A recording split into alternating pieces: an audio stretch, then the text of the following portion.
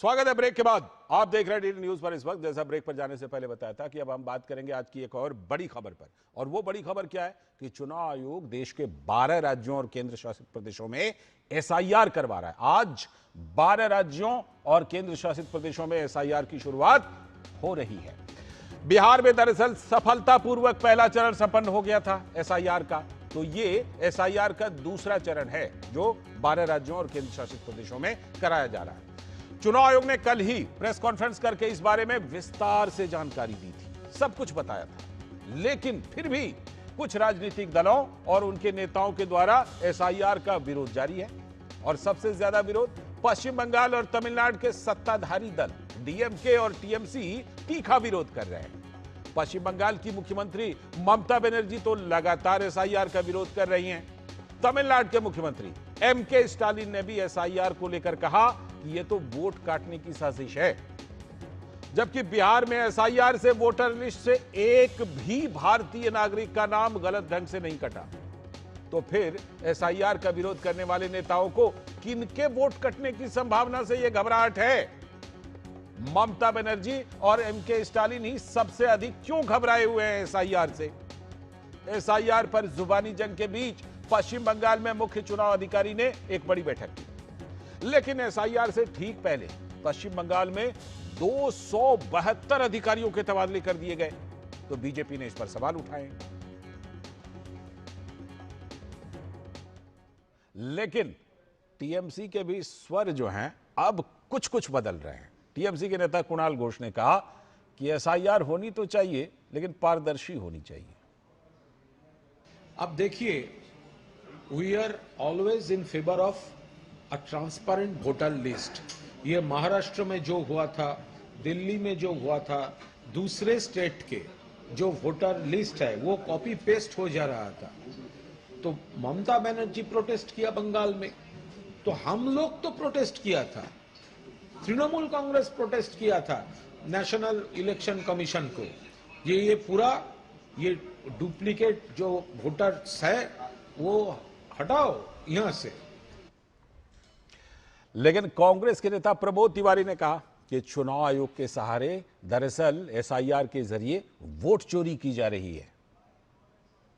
अंबेडकर जी के संविधान को बदलकर कमजोर तबके, अनुसूचित जात, पिछड़ा, अल्पसंख्यक के वोट छीनने की जो कोशिश थी, जो दिया था अंबेडकर जी ने हर नागरिक को एक वोट का अधिकार, जब जनता ने ठुकरा दिया तो अब चुनाव आयोग के सहारे शुरुआत हुई है 12 राज्यों में। वहीं बीजेपी के पश्चिम बंगाल बीजेपी के नेता दिलीप घोष ने कहा कि एसआईआर तो एक संवैधानिक व्यवस्था है, देश हित में सभी को इसमें मदद करनी चाहिए। जो वोटर है सही में उसका नाम कोई नहीं काट सकता, और जो डुप्लीकेट वोटर को अंदर करने का प्रयास करेगा उसको अंदर किया जाएगा। कोई भी नेता हो जो गैरकानूनी ढंग से बनेगा यहाँ वोटर, वो संभव नहीं होगा। कोई बांग्लादेशी, कोई और दूसरा वो नहीं बन सकता। और यही है, ये एक संवैधानिक व्यवस्था है और पूरा सबको मदद करना चाहिए, सही ढंग से होना चाहिए देश के हित में। तो जरा देखिए कि बिहार में बिल्कुल सफलतापूर्वक ये सब कुछ हो चुका है और उसके बावजूद कैसे कैसे बयान आ रहे हैं नेताओं के कि वोट चोरी, तो ये तो वो, तमाम तरह के आरोप लगा रहे हैं। इसी पर बात करने के लिए हमारे साथ प्रसेनजीत बख्शी हमारे संवाददाता कोलकाता से सीधे जुड़ रहे हैं। साथ में विनोद मिश्र जी भी हमारे साथ जुड़े हुए हैं यहीं स्टूडियो में, हमारे सलाहकार संपादक। मैं पहले प्रसेनजीत दा के पास जाता हूँ। प्रसेनजीत दा, कल शशि पांजा का बयान आया था, आज हमने कुणाल घोष का बयान सुनवाया। क्या एसआईआर पर टीएमसी वैसे ही अब जो है असली बात को समझ रही है कि ये तो होना ही होना है? जैसे मुझे बार बार याद आता है सीएए की बात और वक्फ कानून की बात, कि जो अब बयान आ रहे हैं टीएमसी नेताओं के, उनको ये लग रहा है कि इसको तो रोक सकते नहीं, है तो होना ही है।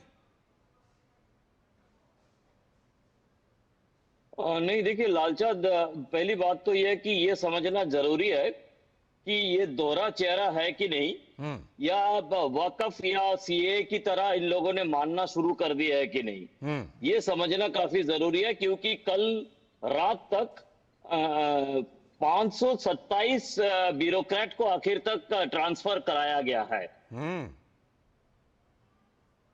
527।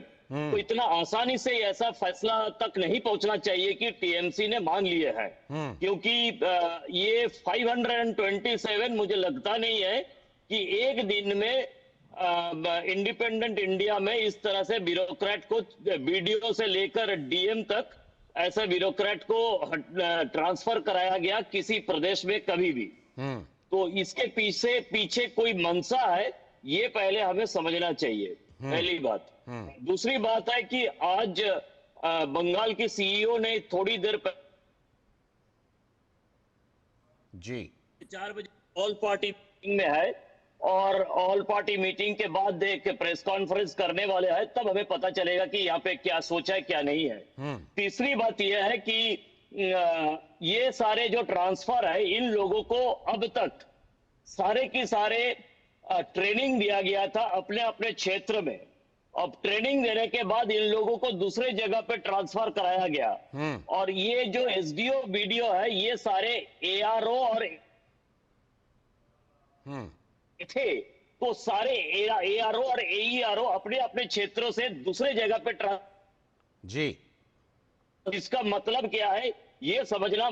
देखिए, मुझे अगर आपको लगे कि मैं थोड़ा सा नेतिवाचक हूं, मैं थोड़ा सा नर्सिसिस्ट हूं, मैं थोड़ा सा नेगेटिव सोच रहा हूं, मेरा मुश्किल इस बात नहीं, की है आपका कि तो इस काम ममता ही है बनर्जी विश्लेषण का करना, पिछले- सारे एंगल को लेकर आना और विश्लेषण करना आपका काम है। आपने बिल्कुल सही कहा कि देखिए, मुश्किल इस बात मैं की है आपके कि इनपुट ममता के बाद ये बनर्जी कह को सकता हूं, पिछले कई सालों से मैं देख रहा जी हूं, जी जी, और आपके इनपुट के बाद मैं ये कह सकता हूं कि टीएमसी अब ऊपर ऊपर जो है ना, ऊपर ऊपर एसआईआर को अब वैसे ही धीरे धीरे स्वीकार कर रही है जैसे कि उसने सीए को और वक्फ कानून को स्वीकार किया था। लेकिन अंदर अंदर पूरी तैयारी है, आप खुद कह रहे हैं 500 से ज्यादा 527 लोगों के ट्रांसफर कर दिए। मैं लौटता हूं आपके पास। विनोद जी, एक बात समझ में नहीं आ रही, बिहार में सफलतापूर्वक एसआईआर हो गया, एक भी जेन्युइन आदमी का नाम नहीं कटा, एक भी, जीरो क्लेम कहा जा रहा है, ठीक है।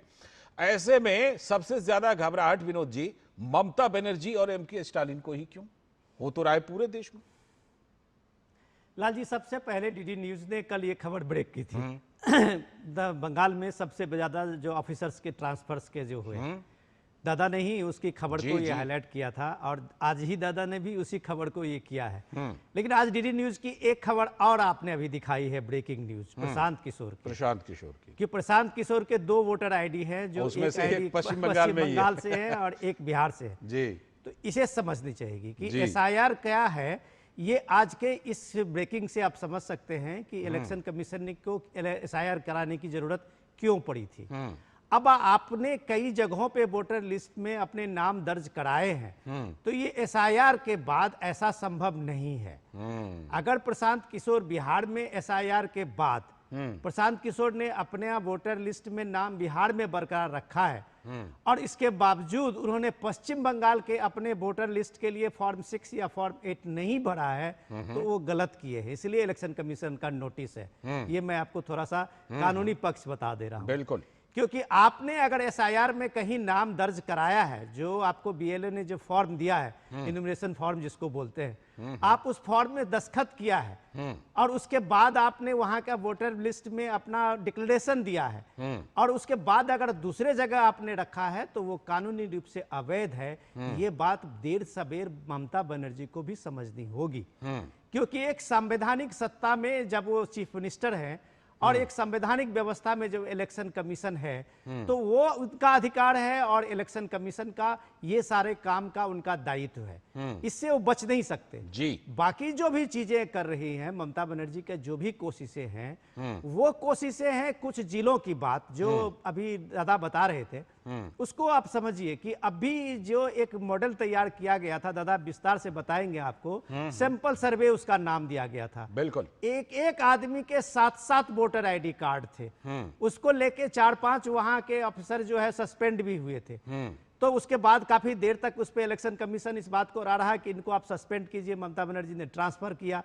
ये सारी चीजें जब देखता है तो आपको लगता है कि खामखा टीएमसी इस मामले में एक्सपोज हो रही है, और ये एक्सपोज होने का कारण ये है कि आपका सीधे सीधे ये कहा गया है, इलेक्शन कमीशन ने जो कल विस्तार से बताया था कि क्यों 2002 को मानक रखा गया है, क्योंकि भारत के संविधान में नागरिकता के लिए 1987 का एक रखा गया है, अब 1987 के बाद जो भारत आए हैं उनकी वो नागरिकता बनती है, तो उसके बाद है कि अगर उनके बच्चे 1987 में होंगे, पैदा हुए होंगे, तो वो कम से कम 18 साल के उम्र से ज्यादा के हो गए होंगे। बिल्कुल। तो 2002 का जो लिंक दिया गया है, जो बिहार में 2004 का लिंक दिया गया था, जी। कम से कम उस परिवारों को कोई कागज की जरूरत नहीं। ठीक है, यही चीज दादा बता रहे हैं आपको कि उन जगहों पे ये है कि 2002 का जब लिंक डाला गया तो 45% लोग को लिंक मिल ही नहीं रहेगा। बिल्कुल, ये कल हमने दिखाई भी थी ये खबर, लेकिन दादा आपने तो कल भी जो है हमें खबर दी कि करीब करीब 250 लोगों का एकदम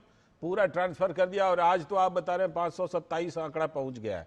ये जो ट्रांसफर हो रहे हैं, क्या तर्क है राज्य सरकार का कि किस नियम कानून के तहत ये धड़ाधड़ ट्रांसफर हो रहे हैं, और इस पर क्या सवाल उठ रहे हैं बीजेपी की तरफ से या विपक्ष की तरफ से या बाकी जगहों से?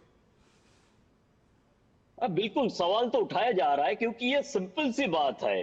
क्योंकि सारे लोगों को दिल्ली बुलाकर वहां पे जो नया एक इलेक्शन कमीशन का कोई बिल्डिंग बना है, जहां पे बार बार इन लोगों को ट्रेनिंग दिया जा रहा था, और ये उसके बाद एसआईआर घोषणा की 2-3 घंटा पहले ये सारे के सारे ट्रांसफर अपलोड किया जा रहा है। लेकिन मैं आपको बताऊं, इसका डेट रखा गया है 24 तारीख का, 24 अक्टूबर का डेट रखा गया है, और अपलोड किया गया 27 अक्टूबर को।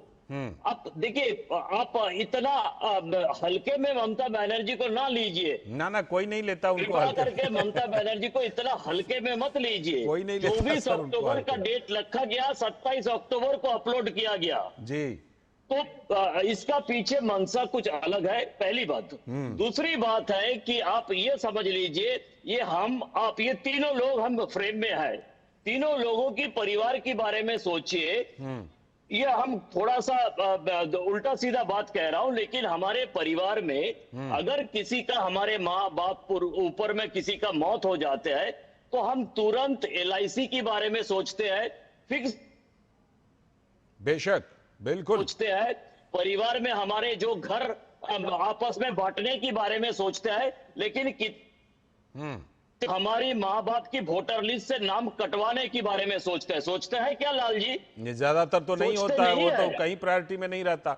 मैं तो कहता हूं कई कोई बार लोग प्रायोरिटी जो है में नहीं जानबूझ रहता करके है। दो से पूरे ज्यादा जगहों देश पर में नाम रखते किसी हैं। को भी ये प्रायोरिटी में नहीं रहता है। हाँ। और इसीलिए इलेक्शन कमीशन का, बाकी कुछ भी छोड़ दीजिए, इसीलिए इलेक्शन कमीशन का ये जो SIR है, ये 20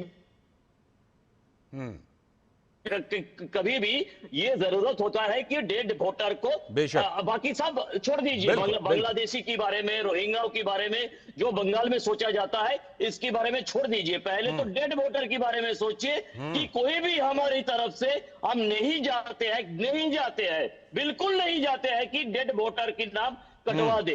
पहली बात तो ये है।